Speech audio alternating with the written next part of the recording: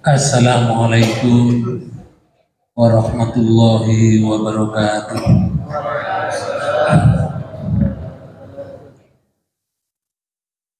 Bismillahirrahmanirrahim. Innal hamdalillah sholatan wa salaman ala Rasulillah Muhammad ibni Abdillah wa ala alihi wa ashabihi wa mawala wa man tabi'al huda ila yaumil qiyamah. Asyhadu an la ilaha illallah wahdahu la syarikalah wa asyhadu anna Muhammadan abduhu wa rasuluhu la nabiyya wa la rasula ba'da.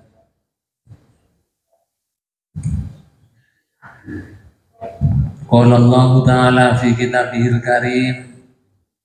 A'udzu billahi minasyaitonir rajim. Wa ma arsalna mir rasulin illa liyuta'a bi'idznillah. Walau annahum idz zalamu anfusahum ja'uka fastaghfirullaha wastaghfara lahumur rasulu lawajadul Allaha tawwabar rahimah. Shadaqallahul adzim. Yang terhormat para pembina, para ustadz serta anak-anakku semuanya, dan Bapak Ibu wali santri yang hari ini insyaallah semuanya dirahmati Allah Subhanahu wa Ta'ala.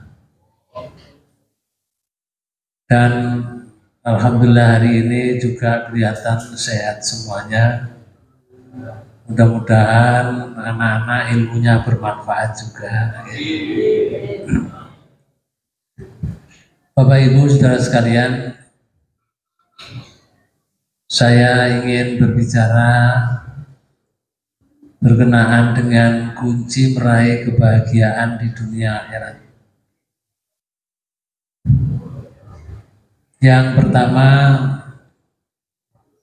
kita bersyukur kepada Allah karena kenikmatan yang telah diberikan oleh Allah itu tidak bisa dihitung oleh kita. Kalau kita menghitung, wa in ta'udu nikmatallah la tuhsuha. Kalau kita diberi nikmat oleh Allah, kita hitung satu persatu tidak mungkin dan tidak bisa, saking banyaknya nikmat. Salah satu di antaranya nikmat yang diberikan oleh Allah itu adalah sehat. Salah satu. Sehat itu nikmat yang kedua setelah iman dan Islam. Nikmat yang pertama itu iman, kemudian Islam, dan nikmat yang kedua sehat, baik jasmani atau rohani. Sehat itu mahal juga harganya, Bapak Ibu sekalian. Anak-anakku, contoh saja kalau kita menghirup udara ini, udara yang ada ini. Udara ini kalau kita hirup ini ada dua yang masuk. Yang satu oksigen, yang satu nitrogen atau CO2, karbon dioksida. Kalau masuk dua, yang dibutuhkan satu, namanya oksigen, CO2-nya dikeluarkan. Kalau malam begini, tumbuhan juga bernafas, mengeluarkan CO2. Kalau kita duduk-duduk di malam hari di bawah tumbuhan, di bawah pepohonan, itu tidak sehat. Karena di sana mengeluarkan CO2, kita juga mengeluarkan CO2. Tumbuhan kalau malam butuh O2, manusia juga butuh O2. Tapi kalau siang Tumbuhan itu mengeluarkan CO2, O2 dibutuhkan oleh manusia, sedangkan kita mengeluarkan CO2 dibutuhkan oleh tumbuhan. Segar kalau siang. Oksigen itu atau O2 itu Pak Bu, sekarang ini harganya 1 liternya itu 600.000. 1 liter. Kalau tubuh kita normal semacam ini normal, dalam sehari semalam 24 jam itu butuh 2.200 liter oksigen. Itu kalau beli Pak Bu, kalau bayar sama dengan per orang per hari 600.000 kali 2.200 liter berapa? 1,320 juta. 1 M 320 juta rupiah. Kuat bayar sedina.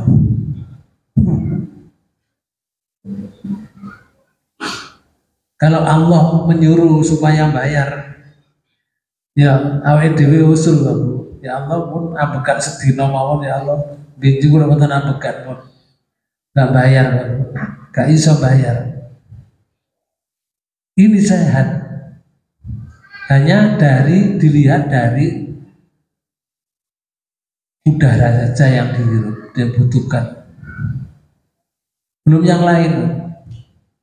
Belum kabel-kabel yang ada dalam badan ini. Berapa juta itu jumlahnya. Setrupe sikil itu nang otak. Rambut itu kalau dicabut satu saja, sikil-sikil melok kerenyang. Berarti ada struknya itu. Syaratnya itu sampai ke sana-sana. Berngos itu kayak cepot siji ini. Moto-moto katut, sering banget. Berarti syaratnya banyak. Piro itu regane syarat itu.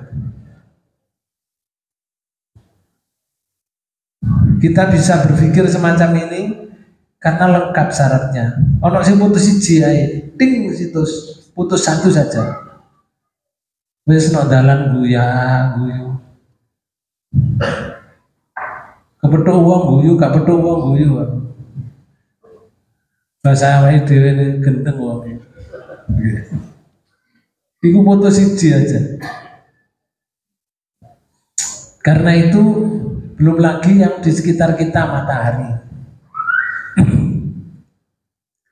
Waktu yang tepat untuk berjemur, waktu terbaik untuk menjemur badan ini adalah di waktu pagi hari sebelum pukul 10 atau sore setelah pukul 4 sore.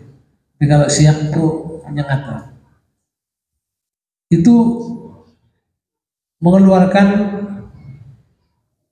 sinar ultraviolet. Vitamin D yang diproduksi oleh sinar matahari itu berperan dalam memperkuat sistem kekebalan tubuh, membantu tubuh melawan infeksi dan melawan penyakit. Provitamin D ada di dalam badan ini, ada namanya provitamin D. Itu kalau kena sinar ultraviolet pagi itu langsung berubah menjadi vitamin D, kuat akhirnya, bisa kuat badannya.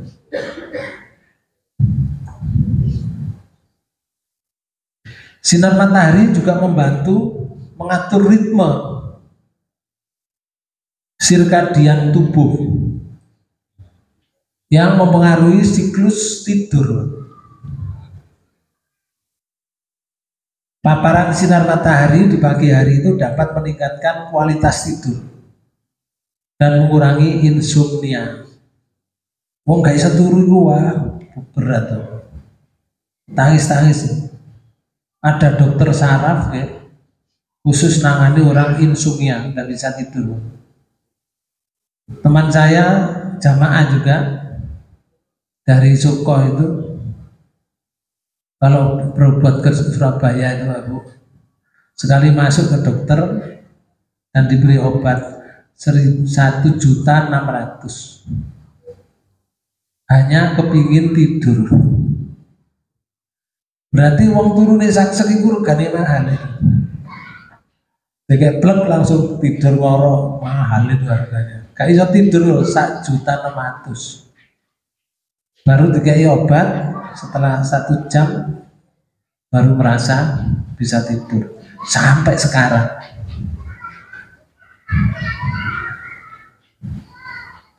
Nah, Bapak Ibu sekalian, kalau kita sering berjemur di sinar matahari, ada sirkulasi, siklus tidurnya kita bisa baik, sehingga tidurnya enak sewaktu tidur. Kekurangan sinar matahari dapat meningkatkan resiko depresi dan gangguan suasana hati lainnya dan yang lain. Dan sinar matahari itu penjabar sani, manfaatnya banyak. Tumbuhan itu karena sinar matahari gak bisa tumbuh hijau itu. Klorofil hijau daun itu Pak Bu, bisanya asimilasi itu karena kena sinar matahari, terus memasak bahan yang dari tanah itu dimasak di daun, setelah hasilnya diedarkan ke seluruh batangnya. Batangnya menjadi besar, dibawa ke buahnya menjadi besar. Itu karena ada sinar matahari. Malah sekarang ini dapat dimanfaatkan untuk listrik. Di stasiun-stasiun itu nggak masang listrik, tapi masang alat ya yang kalau siang itu dipancarkan gini, itu masuk disimpan semalam, besok lagi masih nyala. Jamaah kita juga ada yang membuat rumahnya sampai sekarang ini nggak pernah pasang listrik. Namanya Pak Mat. Pak Mat dari Gedek. Oke. Pak Mat itu rumahnya nggak pasang listrik. Dari matahari loh, karena dia paham elektro. Nggak ngirit itu. Kalau Allah misalkan minta rekening matahari berapa, bayarnya berapa itu? Bapak sekalian, Allah tidak minta, yang diminta hanya satu. Di dalam Quran surat 51 ayat 56 Allah berfirman begini. A'udzubillahi minasyaitonirrajim. Bismillahirrahmanirrahim. Wa ma khalaqatul jinna wal insa illa liya'budun. Ini yang diminta oleh Allah. Dan aku tidak menciptakan jin dan manusia melainkan supaya mereka menyembahku. Ini loh yang diminta oleh Allah. Ya, terima kasih. Allah tidak minta yang lain. Wes kon tak kei sembarang, tak kei. Kebutuhanmu saya berikan. Apa yang tidak ada dibutuhkan kita. Saya kemarin tuh ngisi pengajian di Wonosalam, ketepatan jamaah saya pulang dari Kalimantan, itu pegawai pengeruk batu bara. Nah, batu bara itu menurut penelitian kata orang namanya batu bara itu karena batang tumbuhan itu yang sudah terpendam sekian ribu tahun menjadi batu bara. Itu tidak mungkin loh. Batu bara itu batu, bukan kelonjoran. Batu setebal sejauh tebal berapa kilometer bawah, dikeruk, dijugilin. Batu itu bisa bara, bisa menjadi bara, menjadi api, namanya batu bara. Allah menyediakan seperti itu. Menunggu sama lek jukoi, Munu yo gak gelem sholat, sholat. Waktu duhur ya tetap jukoi ya gak sholat. Waktu asar ya gak sholat. Sudah diberi kenikmatan semacam itu besarnya. Belum lagi nekelnya, belum lagi yang lain. Subhanallah. Tinggal kita itu bersyukur kepada Allah. Makanya Allah minta ini saja. Ya, supaya mereka menyembah aku. Sebenarnya tahu. Nah, bentuk menyembah itu, menyembah Allah itu disuruh memurnikan semurni-murninya. Kalau di surat 98, nih surat 98 di ayat 5 itu ada kalimatnya tadi. Wa ma umiru illa liya'budullaha mukhlishina lahuddin. Nih. Padahal mereka tidak disuruh kecuali supaya menyembah Allah dengan memurnikan ketaatan kepadanya. Nah, gila. Memurnikan ketaatan. Murni itu apa? Asli. Pakai shot ya, asli. Okay. Murni bang. Kopi itu mulai murni, kalau campurannya. Jenenge kopi murni teman-teman. Menyembah Allah itu murni, nggak dicampuri. Bukan menyembah Allah, di samping menyembah Allah, ya percaya Nyai Roro Kidul, boten. Di samping menyembah Allah percaya mbek dina Selasa wage, boten. Percaya mbek Allah, Allah Maha Kuasa. Allah yang mematikan, Allah yang menghidupkan. Jangan percaya dares itu mematikan. Itu namanya gak murni itu. Itu saja yang diminta oleh Allah. Ini. Dalam menjalankan agama dengan lurus. Nah, dalam menjalankan agama itu disuruh memurnikan ketaatan padanya. Ini yang pertama yang. Terus yang kedua, perintah mengikuti Rasul. Dalam berbuat lebih lagi ketika bulan-bulan Muharram sekarang ini. Dan beramal baik walaupun setingkat memberi kesempatan duduk, orang duduk saja di bulan-bulan seperti ini, pahalanya besar. Mari kita lihat di Quran surat 4 di ayat 64 Allah itu berfirman begini, wa ma arsalna bir rasulin illa liyuta'a bi'idznillah. Dan kami tidak mengutus seorang rasul melainkan untuk ditaati dengan seizin Allah. Rasul itu diutus oleh Allah itu tujuannya untuk ditaati. Taat pada Rasul. Orang kalau taat pada Rasul akan dapat kebahagiaan jika mengikuti beliau. Bahagia dunia, bahagia akhirat. Nah, yang diikuti apa? Pertama, cara ibadahnya. Mengikuti yang kedua, cara berakhlak. Mengikuti yang ketiga, cara bersyariat. Mengikuti yang keempat, cara bermuamalah. Kelima, cara menjaga ukhuwah. Kalau ini diikuti, nanti akan bahagia. Dunianya bahagia, akhiratnya bahagia. Masih ditambah, Bapak. Masih ada tambahan. Kemudian orang itu dicintai Allah berdasarkan Quran surat 3 ayat 31. Kul in kuntum tuhibbunallaha fattabi'uni. Teman terjemahkan. Katakanlah, jika kamu benar-benar mencintai Allah, ikutilah aku. Ya Rasul, sampaikan pada umatmu, kalau kamu cinta pada Allah, caranya gini, ikuti aku, ikuti Rasul. Kalau kamu cinta pada Allah, itu caranya ikuti aku. Kalau kamu ikuti saya, ikuti Rasul, cara ibadahnya, cara ikhlaknya, cara syariatnya, cara muamalahnya, cara menjaga ukhuwah Islamnya, melok Rasul, yuhibbukumullah. Yang pertama, nescaya Allah mengasihi dan mengampuni dosa-dosa. Nah, wa yaghfir lakum dzunubakum.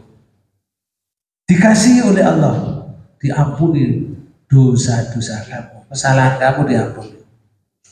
Wallahu ghafurur rahim. Allah Maha Pengampun, lagi Maha Penyayang. Tapi syaratnya ikuti bagaimana Rasul ibadah. Nek akhlak itu apa? Rasul itu kalau dakwah akhlak, akhlaknya Rasulullah itu natural of law. Apa? Natural of law. Rasul itu kalau dakwah atau mengajak orang atau berakhlak pada orang itu orang tertarik, terpikat. Karena tidak menunjukkan bengisnya, tidak menunjukkan keangkuhannya. Contoh saja ya, ada salah seorang yang dulu ketika Rasulullah di rumahnya dikepung orang jumlahnya 100 pemuda bawa pedang semua, bawa pedang mau membunuh Rasulullah. Perwakilan dari suku-suku itu kepung main. Nah, Rasulullah ketika tidur mereka ditidurkan oleh Allah. Rasulullah dibuka oleh Allah, ya Rasul, keluar kamu, pindah kamu dari sini, dari Mekah, keluarlah kamu. Disuruh oleh Allah ke daerah Yasrib Madinah sekarang ini. Bapak sekalian, barang metu Rasulullah, mereka nggak tahu semua.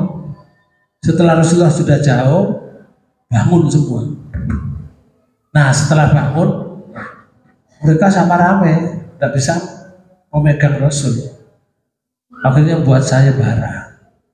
Siapa yang bisa memegang Rasul, nyekel Rasul, hidup atau mati, 100 ekor unta. Loh, unta pada masa itu Pak Bu sama dengan Mercy kalau sekarang. Lek 100 ekor unta pada 100 Mercy, sopo gak tergiur. Ada ahli jejak Pak Bu, namanya Suroko. Gua polisi ngono, polisi intelijensi. Ahli jejak. Saya siap untuk mengejar Muhammad, cari jejaknya, ketemu temenan, itu kejar, wah itu Muhammad, lihat jarak jauh, kelihatan maju kudanya.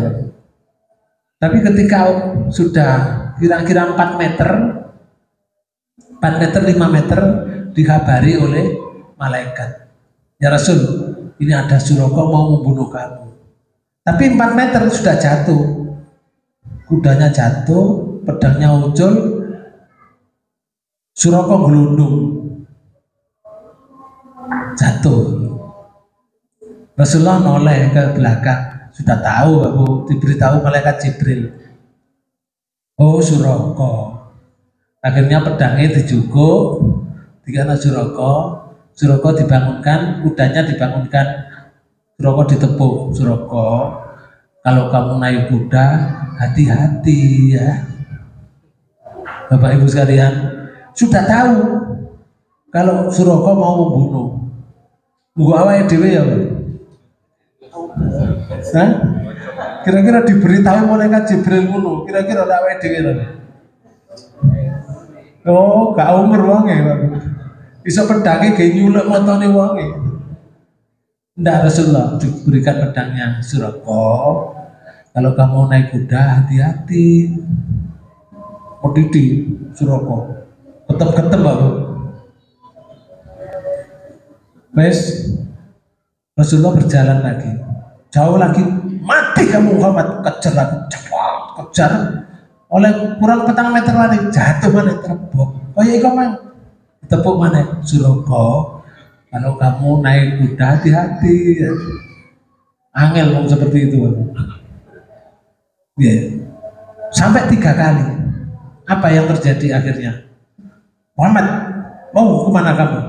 Sebetulnya aku ingin membunuh kamu Muhammad, tapi akhlakmu baik sekali. Kesempatan untuk membunuh saya ada Muhammad, tapi kamu tidak membunuh saya. Kamu akan kemana? Saya akan ke Yasrib. Baik, Saya akan antarkan kamu, diantarkan pilihan kamu, diantarkan. Saya akan antarkan. Kalau ada orang mengganggu kamu, aku yang terdepan. Nah, jadi Suroko menjadi backingnya Rasulullah. Angel babu. Nanti itu jenenge akhlak, cara berakhlak. Dan masih banyak cara-cara yang diberikan oleh Rasulullah. Itu namanya bil hikmah. Namanya bil hikmah. Saya tidak bahas itu. Intinya ayat ini Bapak bisa lihat. Kalau kita meniru Rasul akan menemui kebahagiaan dunia akhirat. Dicintai Allah, diampuni dosanya.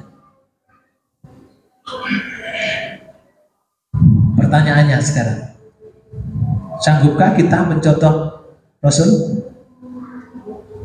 Sanggup ya? Ya soalnya ada ini, ada ayat di surat 33 ayat 21. Rasulullah, Allah menyatakan ini, laqad kana lakum fi Rasulillahi uswatun hasanah liman kana yarjullaha wal yawmal akhir wa dzakarallaha katsiran. Sesungguhnya telah ada pada diri Rasulullah itu suri teladan yang baik bagimu. Oh. Ada di Rasulullah suri teladan yang baik untuk kamu itu kita loh. Siapa orang yang ada suri tauladan pada Rasulullah itu? Yaitu bagi orang yang mengharap rahmat Allah. Nah ini sing kepingin uripe dapat rahmat Allah, nah Rasulullah ono suri teladan. Kalau kita kepingin dirahmati Allah. Yang kedua, dan kedatangan hari kiamat. Kalau dia kepingin mendapatkan kebaikan nanti di hari kiamat, yakin di hari kiamat itu ada pembalasan baik. Di Rasulullah itu ada suri teladan. Orang yang seperti itu Pak Bu, Rasul Allah menyatakan gini, wa dzakarallaha katsiran, dan dia banyak menyebut Allah. Orang yang seperti itu tandanya banyak menyebut Allah. Sekarang pertanyaannya gini, adakah yang tidak mengharap rahmat Allah? Ada di antara kita? Tidak ada, mesti mengharap. Atau ada enggak yang tidak mengimani hari akhir?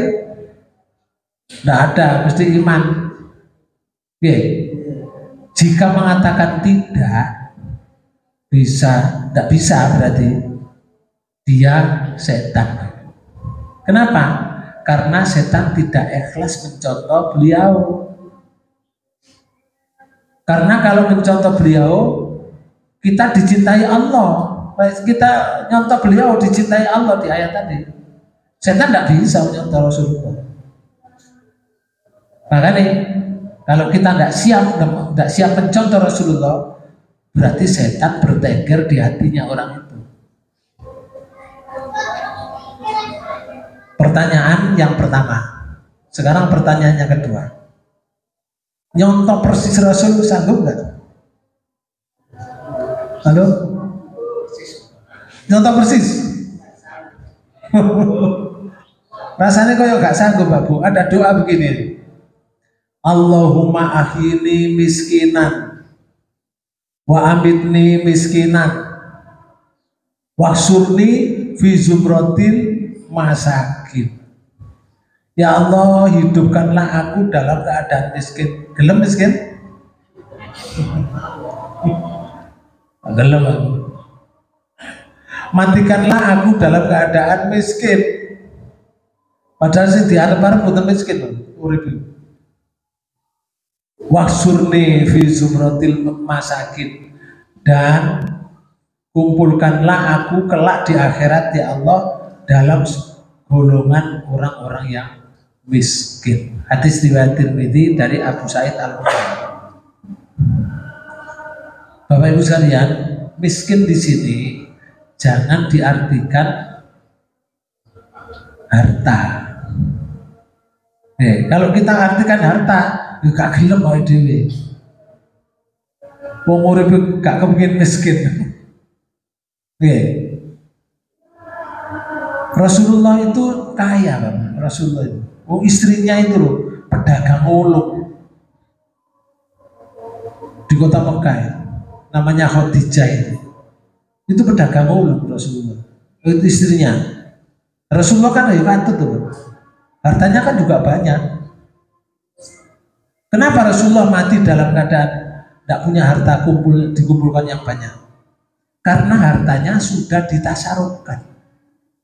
Satu, untuk mengangkat, junjung, memerdekakan orang-orang yang dibudakkan oleh orang. Jadi memerdekakan budak itu berapa itu harta Rasulullah yang dipakai? Banyak, Pak Bu. Untuk perjuangan Islam. Luar biasa. Habis untuk wakaf, untuk syariah dan seterusnya. Habis pulang kepada Allah memang dalam keadaan tidak punya harta, tapi kaya di hadapan Allah. Rasulullah umpamane gunung Uhud itu minta ini, ya Allah, gunung Uhud panjenengan dadosaken emas kangge kula tok. Bisa enggak? Bisa. Sangat bisa, Pak. Allah membuat segala-galanya. Permintaan Rasulullah itu tok cer, tok langsung cer. Gak ada ngenteni, gak kaya awake dhewe tok gak cer belas. Ya. Bila Rasulullah itu permintaan tok wis cer. Gurung tok itu wis cer. Wis cair. Maka hadis ini, makna miskin dalam hadis ini tidak semata-mata berarti kekurangan harta, tetapi simbol kerendahan hati, tawadhu dan kesederhanaan. Lalu yang kedua maknanya ketergantungan hanya kepada Allah saja, bukan kepada dunia. Bukan kepada dunia. Jadi bergantung hanya kepada Allah saja. Karena dunia itu bojo, Bapak. Dibujuki ya dhewe gak dimanfaatkan, dibujuki. Ono ayatnya tadi, surat 57. Surat 57. Di ayat 20 itu ada kalimatnya tadi. Pertama dibuka kali Allah kata, ilamu annamal hayatud dunya laibun walahun. Nah ini. Ketahuilah bahwa sesungguhnya kehidupan dunia itu hanyalah permainan dan suatu yang melalaikan. Iya. Hidup itu main nih. Laibun, Bapak, main. Walahun itu guyon. Guyon itu melalaikan. Main kalau kayak duduno kayak main. Misalkan ya, ono sing main karo beras. Nanti bedino iku tuku berasnya mari dibunteli, dikek nopo. Mari dikek nopo entek, ini tuku beras mana? Ngono sampai tuwek, sampai untune merotoli. Wong iki jenenge dagang beras. Niku jenenge main. Sing dulinan pulpen nulis sampai pulpen ini balik entek tuku pulpen mana tulis mana kertas kosong ditulis mana bagiannya sekretaris. Ono sing bagiannya lunga balik lunga. Iku jenenge permainan. Oleh-oleh lelah. Wong main iku lelah. Arek cilik-cilik iku nek mari main terus pulang. Nek arek cilik-cilik mari main pulang, mari adus turu sek ngono wae. Tapi lek urip mari main gini lelah. Kalau tidak ada manfaatnya, begitu mati sengsara. Bukan tidur sek kaya arek cilik niku. Sengsara untuk selama-lamanya. Karena Allah butuh amalan yang baik itu. Pengabdiannya pada Allah itu. Terus guyonan begini. Sampai gurine ayat niku dipungkasi kali Allah ngeten. Wa mal hayatud dunya illa mata'ul ghurur. Dan kehidupan dunia ini tidak lain hanyalah kesenangan yang menipu. Seneng dunia itu seneng, zinatun itu loh, itu tadi ini. Wazinatun, kesenangan, cuma di sini menipu, ditipu. Nyatanya kalau pulang menghadap Allah, di bawah ndak dunianya. Ali-ali sampai ini gitu gak digawa, gak oleh digawa kayak wong-wong. Nek ono wong mati nang aline kok nyepot. Gigi sing dipasang, nggih, digawa nyepot, lek kena. Nek gak kena gak usah dioyo-oyo gak oleh. Ngap-ngapno gak oleh. Iku jenenge memperkosa mayit niku. Lek kena dicopot, gigi lek dicopot kayak meja ngene. Arek-arek diceluk, nak iki lho gigine mbahmu. Melayu arek. Ono wonge gak ono gigine gak ono wonge. Melayu arek iki. Bisa ya? Oh, sampean ada.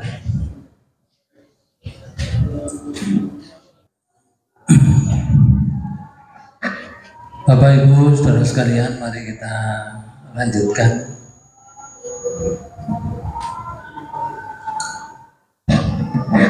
Contoh teladan Nabi SAW itu hidup sederhana, tidurnya di tikar kasar. Beliau menolak hidup bermewah-mewah. Umpama waktu itu beliau hidup mewah, bisa, sangat bisa. Utusan Allah. Menjadi pemimpin yang dekat dengan orang miskin, yang tertindas.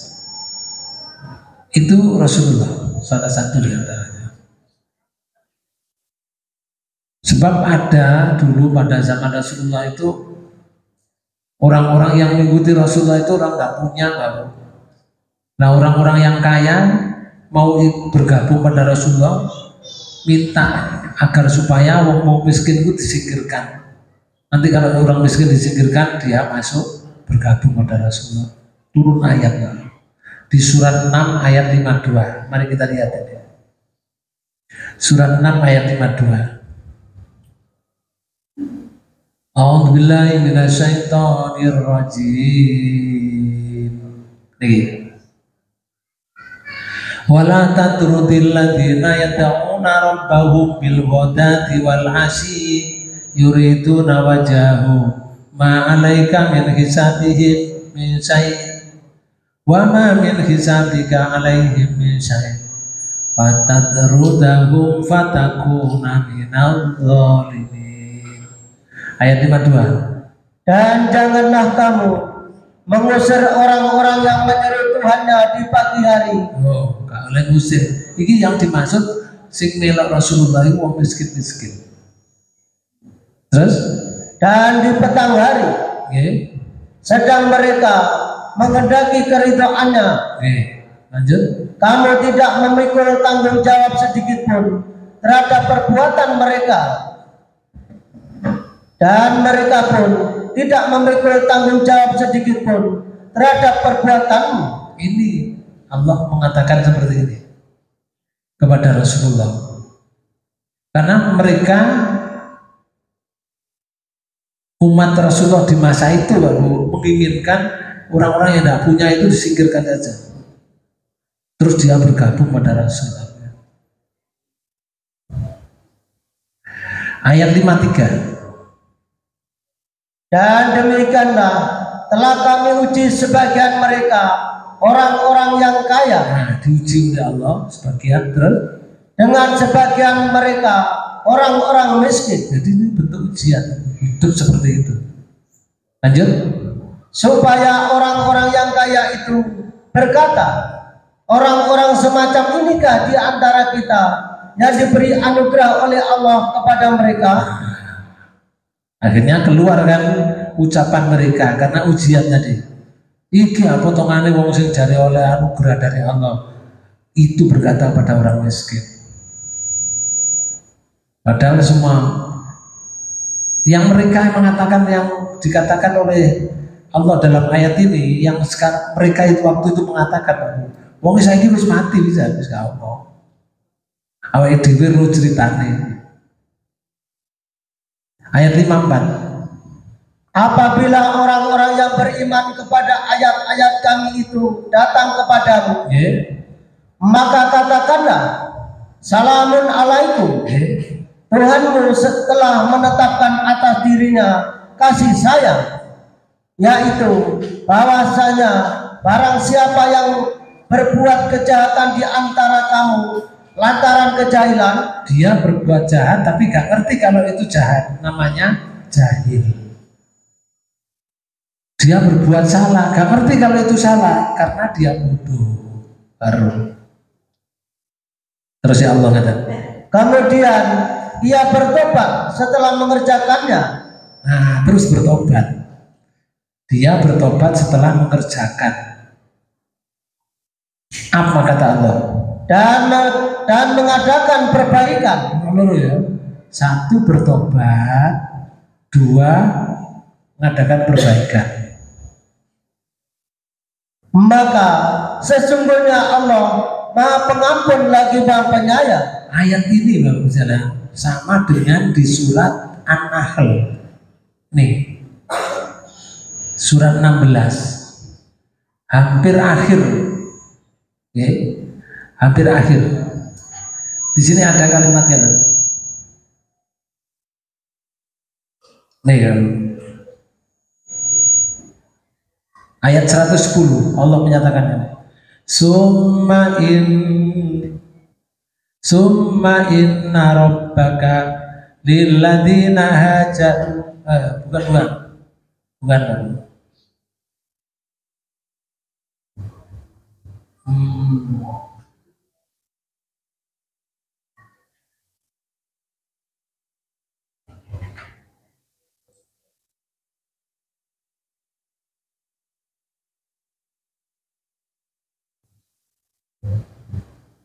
Surat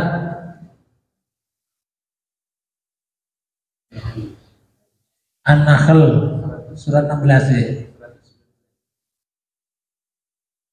Ayatnya ini ya berapa? 119.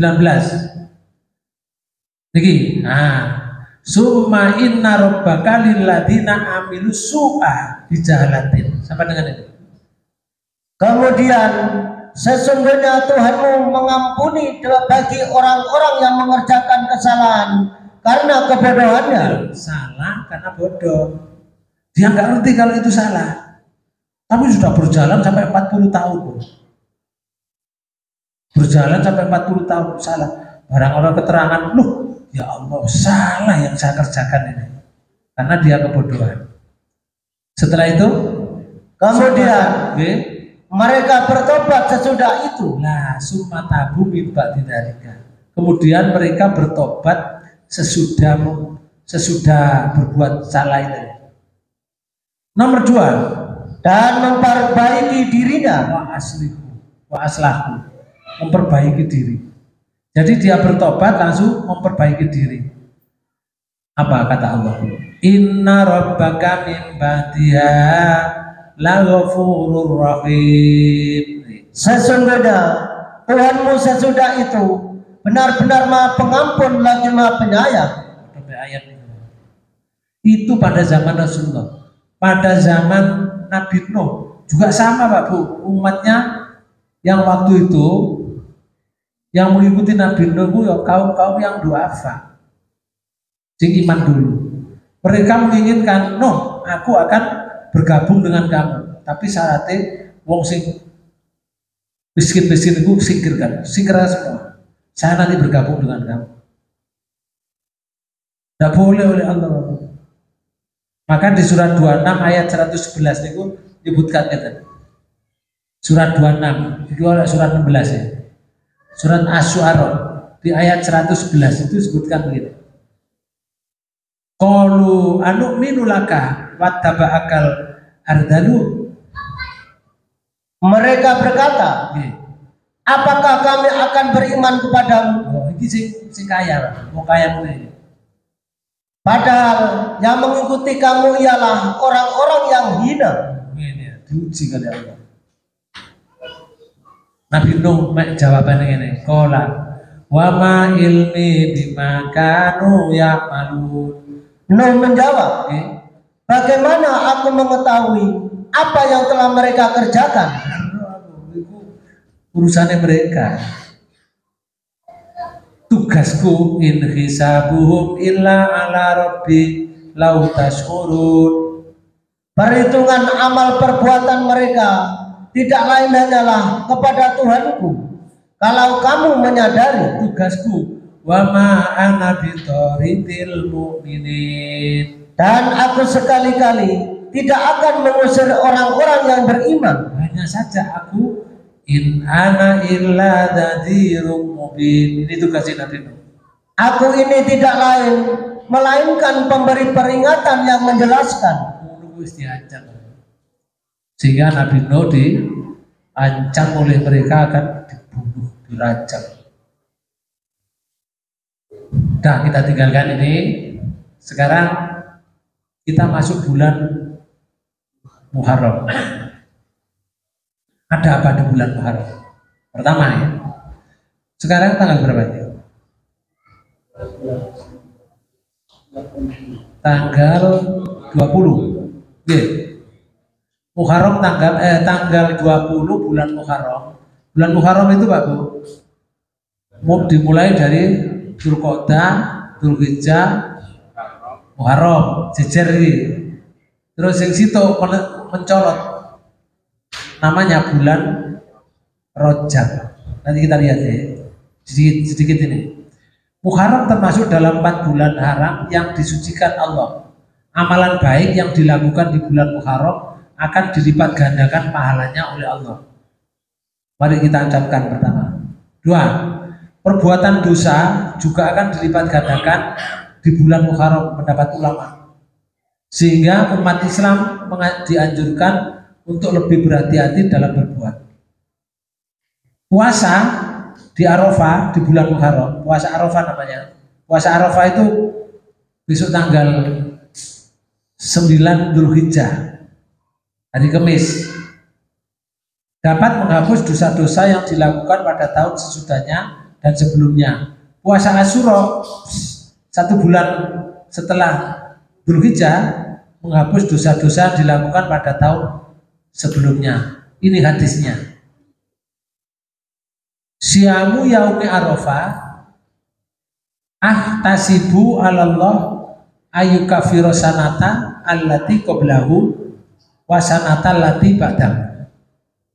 Wa syamu yaumi Asyura ahtasibu 'alallah ayyukaffira sanata allati qablahu. Hadis diriwayatkan Muslim, nomor hadis 1162. Hanya nek goleki hadis ngeten iki nongone Google itu sama tulis hadis Muslim nomor 1162. Metu sak prul saiki mudah Bu. Kita itu diberi kemudahan dengan teknologi ini. Ada wong itu ayo gelem belajar bukan. Puasa hari Arafah, aku mengharap kepada Allah agar menggugurkan dosanya 1 tahun sebelumnya dan 1 tahun setelahnya. Dan puasa Asyura juga begitu, agar puasa itu dapat menggugurkan dosa 1 tahun sebelumnya. Ono hadis panjang ya, saya nggak sebutkan ya, cuma ini hadis ini. Nah, Dzulhijjah itu ya, hari pertama poso, hari kedua mokel, hari ketiga poso, hari keempat mokel, hari kelima poso, hari ke-6 mokel, hari ke-7 poso, hari ke-8 mokel, hari ke-9 poso, hari ke-10 sholat apa? Idul Adha. Oke, hari ke-10 nya nun sewu, mulai tanggal 1 itu lek poso, enggak sampai tanggal 9 itu diampuni dosanya yang sudah tahu sekelewat 1 tahun sampai saat durunge 1 tahun. Tapi gak oleh ini, wah mumpung dosa budi sepuro aku tak gawe dosa tahun depan. Ngoten aku. Kalimatnya betul ngoten.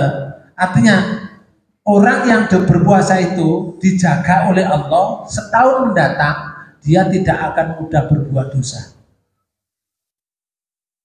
Itu kemudahannya. Lalu begini, sing poso tanggal 9 tok. Tanggal 9 tok poso iku ya diampuni 2 tahun. Sama 1 tahun sesudahnya dan 1 tahun sebelumnya. Sing poso tanggal 9 tok. Nek awake dhewe milih sing pundi kira-kira. Tanggal 9 tok ae arek-arek. Milih tanggal 9 ae. Soalnya tanggal 1 ya poso sampai tanggal 9. Oke. Tapi lek tanggal 9 tok diampuni 2 tahun, milih tanggal 9 ne, Pak. Apa suwe-suwe poso. Itu salah satu di antara. Nah, ini kalau di bulan-bulan haram. Bulan haram itu di dalam Quran surat 9 ayat 36. Itu disebutkan begini. Inna iddatas syuhuri indallahi isna asyara syahra fi kitabillah yauma khalaqas samawati wal arda minha arba'atun hurum. Dzalika dinul qayyim. Sesungguhnya di bulan pada sisi Allah, sesungguhnya bilangan bulan pada sisi Allah ialah 12 bulan. 1 tahun itu 12 bulan. Lanjut. Dalam ketetapan Allah di waktu Dia menciptakan langit dan bumi. Lanjut. Di antaranya 4 bulan haram. Ada 4 bulan haram. 4 bulan haram. Terus ya Allah kata, dzalika dinul qayyim. Itulah ketetapan agama yang lurus, agama Islam. Jadi Islam menetapkan seperti itu. Maka Allah melarang fala tadlimu fihinna anfusakum. Maka janganlah kamu menganiaya diri kamu dalam bulan yang 4 itu. Wes, pokoknya bulan 4 itu ya. Sing bulan 4 itu menurut hadis riwayat Bukhari dan Muslim, menurut hadis riwayat Bukhari Muslim, salasu mutawaliyatun, terdapat 3 bulan yang berturut-turut. 1 Dzul Qa'dah, 2 Wadul Hijjah, 3 Wal Muharram. Itu berturut-turut. Dzul Qa'dah, Dzul Hijjah, Muharram. Kemudian Warojab Mudhar. Di sini ada, dan 1 lagi adalah Rojab Mudhar. Kenapa ada Mudhar di sini? Alladzi baina Jumada wa Sa'ban, yang terletak antara Jumadil Akhir dan Sa'ban. Jadi diatur diurutnya apa, Bu? Bulan 11, bulan 12, bulan 1, terus mencolot bulan 7, bulan 7. Kok ono tambahan mana ya? Bulan 9, Ramadan. Nah, di sini Bapak Ibu sekalian, 3 bulan itu Allah berpesan di ayat ini, melarang ini. Fala tadlimu fihinna anfusakum. Kamu jangan menganiaya diri kamu di bulan yang 4 itu. Nah, berdasarkan ini para ulama mengatakan, maka ketika di bulan 4 itu membuat onar atau membuat dosa, dosanya lipat. Tapi berbuat baik, dosanya pahalanya lipat juga. Mana dasarnya ini, Bapak bisa lihat? Yang pertama saya sampaikan dulu. Karena itu Allah mengharamkan peperangan dan pertumpahan darah di bulan 3 atau 4 itu, kecuali untuk bela diri, Bang. Berdasarkan surat 2 ayat 190 sampai 194. Jadi lek diperangi kon perang, tapi lek gak diperangi ojo ganti perang.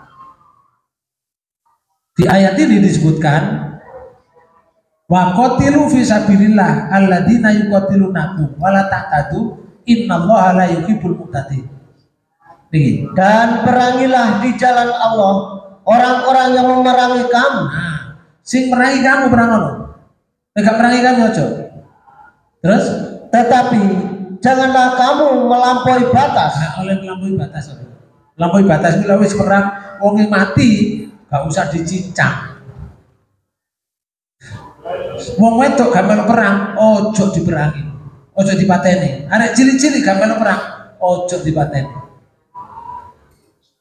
Terus ya Allah kata, karena sesungguhnya Allah tidak menyukai orang-orang yang melampaui batas. Suka Allah dengan orang yang melampaui batas. Jadi perang wong aturane.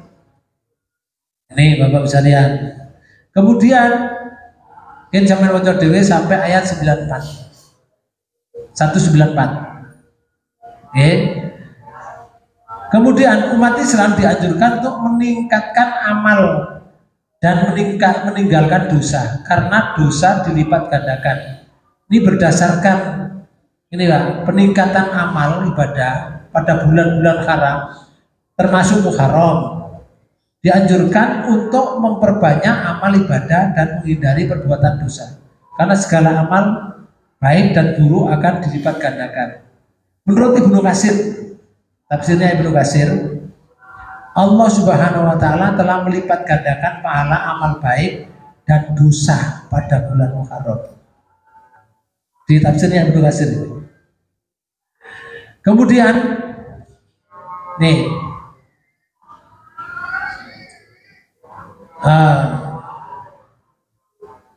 sholatnya wanita itu sing apik nang ngene omah. Sholat wanita sing apik nang omah. Perintah ini, ya, perintah ini karena di waktu itu sholat itu sulit, masa peperangan. Sholat itu sulit. Contohnya di surat 4 ayat 102, sampai terjemahkan. Dan apabila kamu berada di tengah-tengah mereka sahabatmu, lalu kamu hendak mendirikan sholat bersama-sama mereka, maka hendaklah segolongan dari mereka berdiri sholat besertamu dan menyandang senjata. Jadi ini imam, ini makmum, ku sholat sih ngarep iki melo imam. Boleh mari melo imam. Lanjut. Kemudian apabila mereka yang sholat besertamu sujud telah menyempurnakan serakaat, nah wis bisa sujud, lanjut, maka hendaklah mereka pindah dari belakangmu. Nah langsung ke belakang ini, sing belakang maju melanjutkan sholat, tapi sing mati sholat bawa senjata ini loh, wasno musuh supaya nggak diserang. Itu posisi sulit ini. Lanjut. Untuk menghadapi musuh, dan hendaklah datang golongan yang kedua yang belum sembahyang, lalu bersembahyanglah mereka denganmu, dan hendaklah mereka bersiap siaga dan menyandang senjata. Orang-orang kafir ingin supaya kamu lengah terhadap senjatamu dan harta bendamu. Nah, di sini Pak. Karena itu perintah Rasulullah wong wedok wong sholat rumah. Jadi sholat di rumah itu bagi perempuan baik ketika masa sulit ini. Tapi sekarang ini Pak Bu, sekarang misalkan omahe udah ke masjid, sampai langgar untuk sholat, terus gak nangone masjid, memang Bu, memang. Ya ini namanya ada nasakh mansukh Pak. Contoh aja ya, nasakh mansukh itu hukum sing asale ono dihapus, di hukum baru yang berlaku hukum baru itu namanya mansukh, dimansukh. Contoh aja ya, kurban, masalah kurban ini ya, ada hadis riwayat Muslim ini Bukhari, diriwayatkan Bukhari. Rasulullah pernah dawuh ngene, barang siapa di antara kalian yang berkurban, maka janganlah ada sisa daging kurban di rumahnya pada hari ketiga. Bang, misalnya telung dino gak oleh ono daging kurban omahe. Berarti kongkon ngekeno kabeh. Nomor bersih gak ono dagingnya. Pun ya. Pada tahun selanjutnya para sahabat bertanya, ya Rasulullah, apakah kami akan melakukan seperti tahun lalu? Hari ketiga di rumah tidak ada daging. Beliau menjawab, sekarang Rasulullah menyatakan kola, kulu saiki panganan. Wa'atimu, sekarang makanlah, wa'atimu, wadahiru, panganlah, sedekahkan, simpanlah. Jadi kongon mangan, kongon sedekahno, kongon nyimpen. Berarti oleh nyimpen. Tahun yang akan datang. Tahun sendiri gak oleh. Kenapa? Rasulullah dawuh ini. Tahun lalu aku melarangnya karena pada saat itu orang-orang dalam keadaan sulit. Dan aku ingin membantu membantu mereka dengan daging kurban tersebut. Hadis sahih riwayat Bukhari. Ini namanya nasah mansuh. Ada lagi Pak Bu kalau contoh anaknya nasah mansuh ini. Seperti di surat 16 ayat 101. Amin terjemahkan. Dan apabila kami letakkan suatu ayat di tempat ayat yang lain sebagai penggantinya, padahal Allah lebih mengetahui apa yang diturunkannya. Mereka berkata, sesungguhnya kamu adalah orang yang mengada-ngadakan saja. Rasulullah dituduh macam ayat kan ditumpai ayatnya, meletakkan satu ayat lain sebagai pengganti, diganti ayatnya, diganti Pak. Mana yang diganti? Kayak contoh ini pertama ya, ini contoh kalau di surat Al-Baqarah ayat 106 itu nyatakan ini manang sahmin ayatin au nunzia nanti bikhairi minha au misliha. Ayat mana saja yang kami manasahkan atau kami jadikan manusia lupa kepadanya, kami datangkan yang lebih baik daripadanya.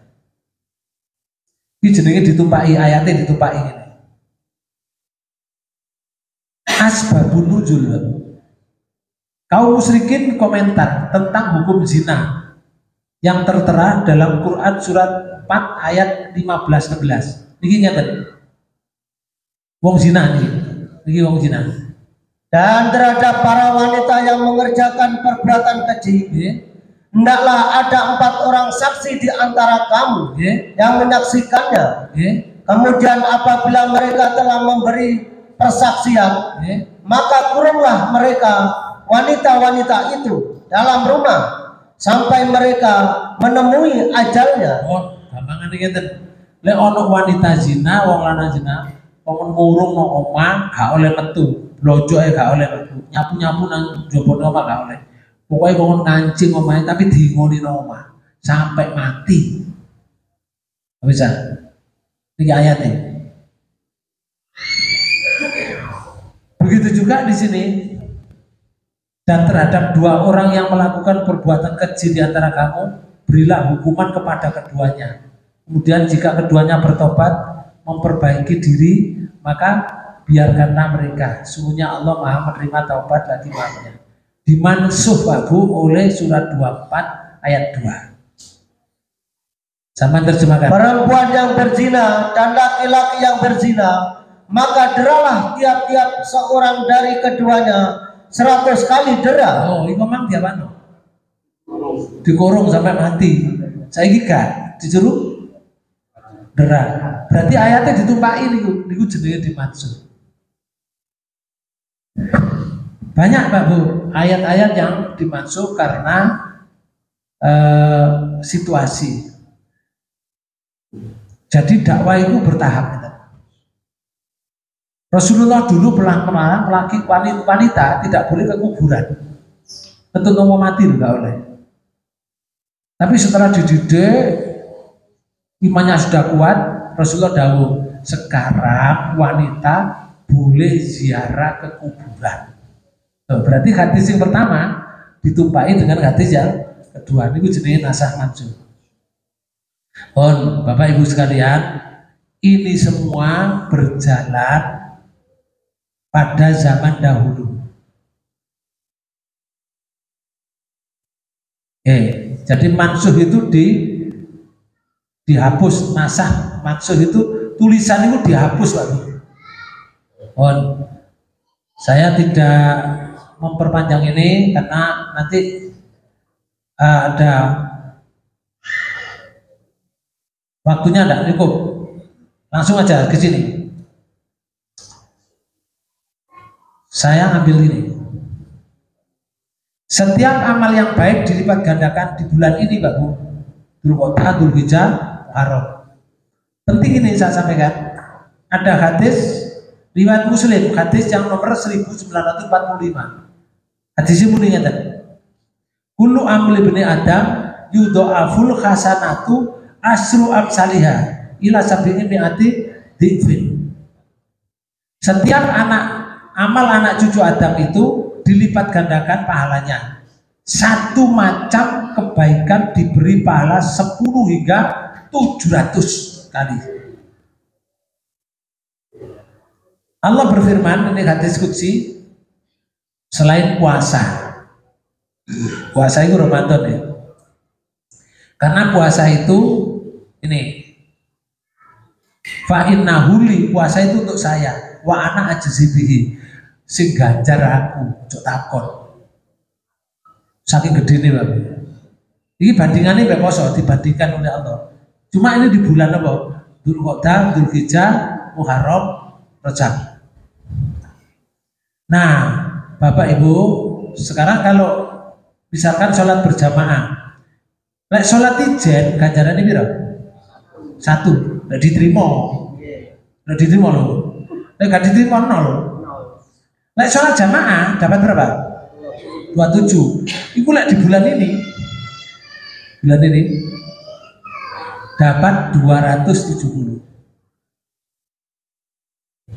Lah ini sampai 3 bulan. Terus nanti di bulan Rajab.